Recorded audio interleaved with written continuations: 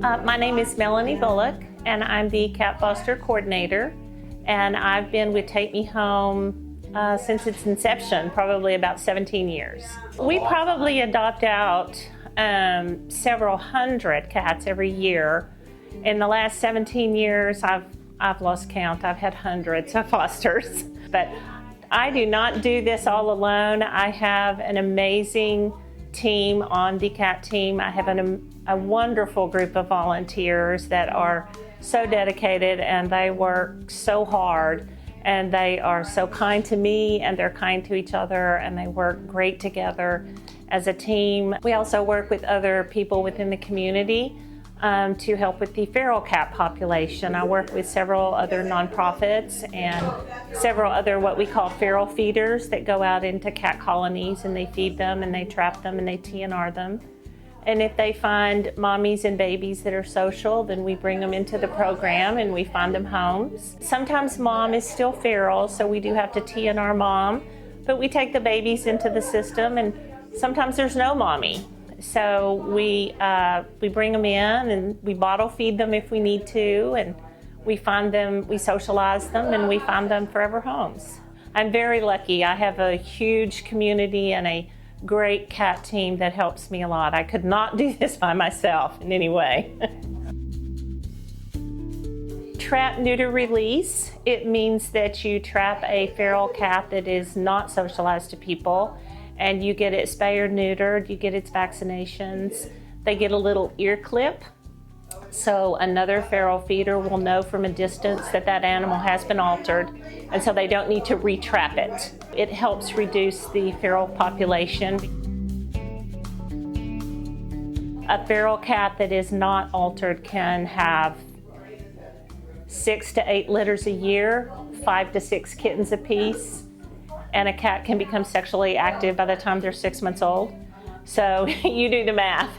That's a lot of babies out there. And 5 to 6 kittens per litter, and then by the time the kitten is 6 months old, they can become sexually active if they're not spayed or neutered. Most of our kitties come off the streets and out of shelters, and from other feral colonies and the feral feeders that I know. I don't know if you would call it a problem, but there are a lot of feral cats, and there are a lot of communities, and there are a lot of very dedicated people that help control this population. And like I said, we take in as many as we can. We took in probably about 6 mommies with babies this kitten season, but it never gets that cold in Texas, so it's always kitten season around here. There's probably about 55 kittens in the system right now. They will probably be ready for adoption in a couple of weeks. Obviously, we want somebody that you do have to be 21 to adopt from us. So we're looking for someone that has, their own apartment, their own home or whatever. We do like it to be a safe environment for the cat. All of our cats are 100% indoors. They're not indoor-outdoor cats. So we do like them to stay inside. So, no escape routes like doggy doors or windows or getting out on balconies. Just something like that. You can do it through our website. You can come up here on Saturday, meet some of the other foster caregivers, and see what our adoption events are like. You can send me an email to catfoster@tmhpr.com.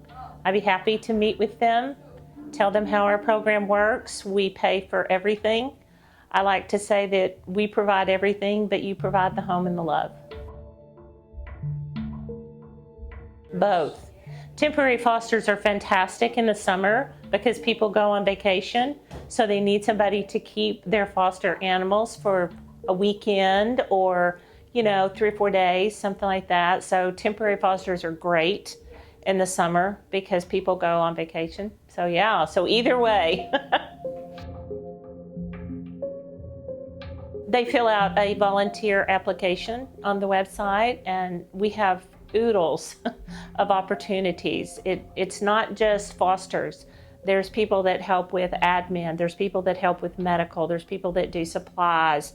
There's people that help with transport, like if one of the foster caregivers can't come on Saturday, if you could go get them and bring them back. I have transport people that go to the shelter and pick up the animals for me and bring them back to the center. So there's oodles of opportunity. If you like social media, you know, you can help in that way. So there's lots of volunteer opportunities. We're on all the social media platforms. We have a Facebook page, Insta, TikTok, whatever platform you like to use, we are on it. Absolutely. There's a PayPal link on there. You can send us a check. I will come pick it up from your home. You know, like I said, vet bills and food bills are probably our biggest expense, obviously. So donations are great, but like I said, we also have vet bills that we need to pay. So